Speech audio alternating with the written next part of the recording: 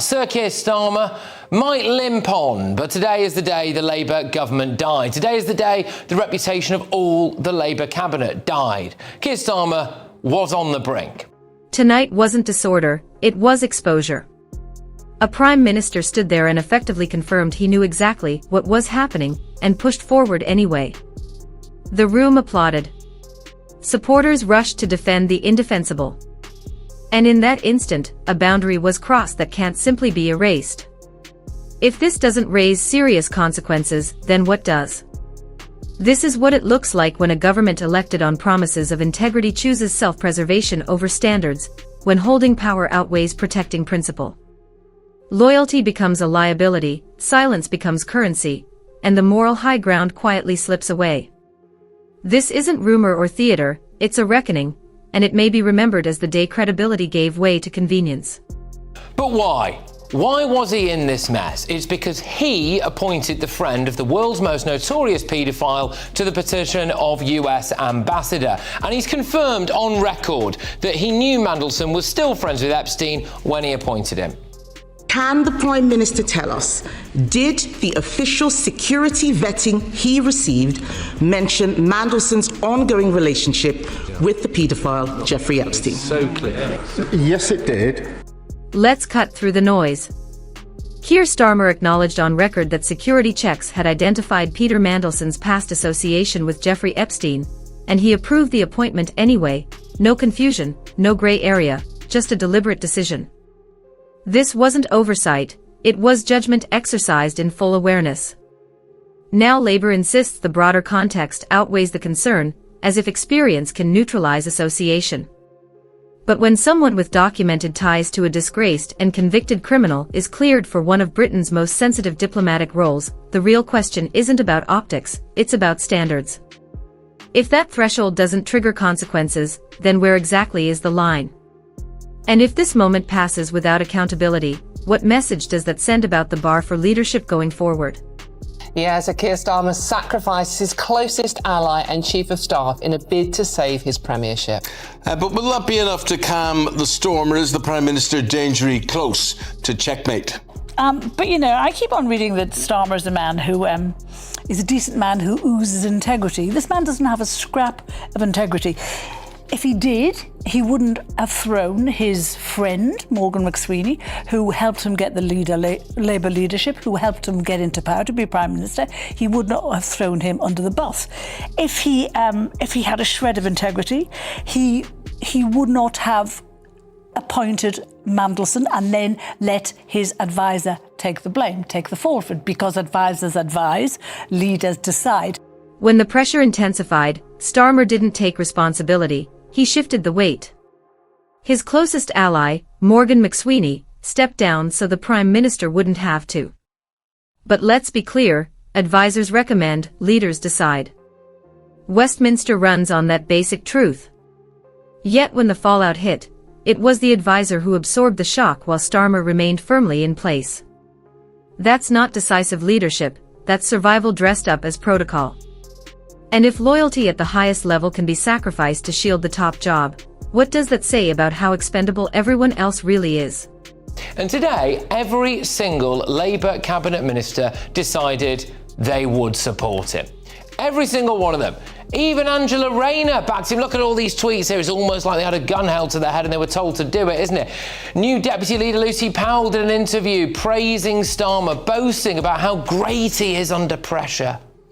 At this meeting that Starmer had with all the Labour MPs, they gave him a standing ovation. Yeah. Oh, they stood up and clapped him. They clapped him. Oh, he's great under pressure. Well, the pressure is because he appointed the friend of the world's worst paedophile to the position of US ambassador. I mean, how can these Labour MPs and these cabinet ministers support that?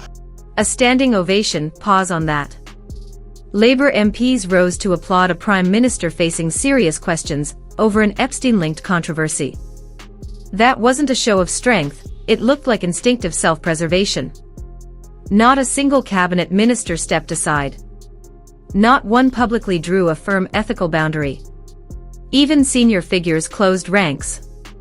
The applause didn't project confidence, it projected caution, the kind driven by fear of instability or an early election.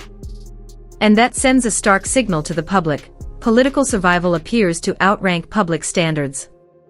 The real question isn't what happened in that chamber, it's how long voters will hold onto the memory of it. What people should understand about Keir is that he withstands pressure really well. In fact, he sort of thrives off pressure, and he wants people to understand that he is so sorry about what happened with Peter Mandelson. Sorry to the victims. It was a mistake, and he's said that, and he's apologised for it. But he also wants to show people that he gets it, and he understands the changes that need to follow from that, and so that people see that we understand it. Oh, he's great under pressure. He loves pressure. He's like a diamond. What makes diamonds? Pressure makes diamonds. That's our Keir, isn't it? Right. Well, why is he under pressure, Lucy? Because he appointed the friend of the world's most notorious, horrific paedophile to the role of US ambassador. I mean, no Labour cabinet minister can ever claim to care about the safety of women and girls again. They can't claim to care about child abuse ever again. But I mean, we kind of know how they feel about it, don't we? Hearing Lucy Powell commend Starmer for thriving under pressure felt almost detached from reality. Pressure from what exactly? The consequences of his own decision-making, the fallout from approving an appointment shadowed by serious past associations. That wasn't reassurance, it sounded like reputational acrobatics. Words of sympathy toward victims ring hollow when accountability never reaches the top. Labour insists it grasps the seriousness of the situation, yet its response frames this as a communications problem instead of a question of standards. If this passes for responsibility, then you have to wonder what outright denial would look like. Lucy Powell was eventually forced to apologise for this. I don't know whether you saw the documentary on Channel 4 about rape gangs. Oh, we want to blow that little trumpet now, do we? Yeah, okay. There was a real issue. Let's get that dog whistle out, shall we? Yeah. Here's Keir Starmer on the rape gangs.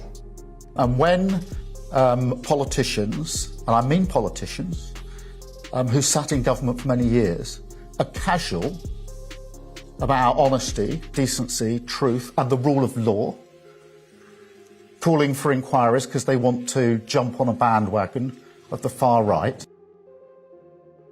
There you go. Rape gang survivors have accused Jess Phillips of calling them liars. Allegations of intentional delay, lack of interest or widening of the inquiry's scope and dilution are false. The inquiry will remain laser focused on grooming gangs as Baroness Casey recommended. Wow. The Labour Party has been accused of covering it up for years. Many of the 55 towns and cities with rape gangs were Labour areas. So it's no surprise. Labour says it wants to lead on protecting women and girls, but the past keeps resurfacing at the worst possible moments. From failures to act decisively in abuse cases to inquiries that critics argue moved too slowly, each controversy chips away at the authority they claim to hold. Now this latest storm, tied to associations that should have triggered the highest level of caution, further strains that credibility. Survivors have previously accused senior figures of downplaying concerns or mishandling complaints, and that history doesn't just disappear. In politics, patterns carry weight, and opponents see a familiar rhythm here: hesitation, damage control, defensiveness. Labour calls it a focused inquiry, skeptics call it another pivot. And the uncomfortable question lingers: if a firm line isn't drawn in moments like this, then where exactly will it be? Do you honestly think that this Labour government, any of the cabinet ministers, can claim to care about child abuse now, having not resigned over this issue? Yes, of course. Because first of all, Keir Starmer was the person that sacked Peter Mandelson. But secondly, to take. Sorry, he didn't sack him. He got full payoff, didn't he? Yes. But he didn't get a full payoff. He got 50,000 pounds. He got 3 months will be the absolute minimum that your contract could give you. So that's not a big payoff. That's what you'd be required in any role. Not for gross misconduct. And also, they've already brought. Well, he wouldn't have been sacked for gross misconduct because there wasn't a disciplinary hearing, was there? That's the nature of politics overlapping with an actual contract. But I think they've pulled that into review. They announced it on Saturday, so he might have to give that money back. Another review. Even the departure raised eyebrows. Peter Mandelson didn't simply step aside, he left with a payout worth tens of thousands. Labour calls it contractual obligation, critics call it terrible optics. There was no formal misconduct ruling, no public disciplinary reckoning, just a financial settlement and a stream of explanations. While officials debate legal fine print, many voters see a more straightforward picture. Accountability often feels gentler for those at the top. And that perception is hard to shake. If a government struggles to separate cleanly from controversy, it inevitably fuels a bigger question about whether it can govern with the clarity and standards it promises. The only reason they are not moving out Starmer isn't, at least Anas Sarwar, who's leader of the Labour Party in Scotland, was honest today. He came out and said this guy is completely incapable of either governing or leading the Labour Party. I've always liked Anas. I think he is a very honest politician. Yeah, well, do you think so? Because the Labour are going to get slaughtered in Scotland come the elections, and that's not necessarily because of Starmer. That's because of the way he's running the Labour Party in Scotland. The Labour Party on power in Scotland, I think it is because of Starmer. The only reason they're not removing Starmer is that Anas Sarwar, the leader of the Labour Party in Scotland, spoke out today and said he believes Starmer is completely incapable of governing or leading the party effectively. I've always thought Sarwar comes across as a straightforward and honest politician. Do you agree? Labour looks set to face a heavy defeat in Scotland at the next election, and many argue that isn't just about broader trends, but about how Starmer is running the party. There's a growing view that Labour's decline in Scotland is directly tied to his leadership. Got to look at the reasons why he won't resign. This is the most obdurate, stubborn man that I have ever seen in government. He is hopeless at his job, he is loathed in this country, and yet still he clings to power like a wounded buffalo. He's stumbling around, wrecking this country as he goes. And he will not, everyone wants him to go. He must know it, he must know his cabinet wants him to go. Starmer survives for now. But survival isn't strength, it's just delay. Cabinet rivals maneuver, messages leak, allies distance themselves, and others wait. This government isn't leading, it's consuming itself. Power held without trust always collapses eventually. The real question isn't if Starmer goes, but how much damage he will inflict before he's forced out, and how long the public is expected to treat this as normal. This wasn't merely a poor appointment, it was a moral test, and Labour failed it collectively. They clapped. Instead of resigning, they sacrificed aides. Instead of accepting responsibility, they prioritized careers over credibility.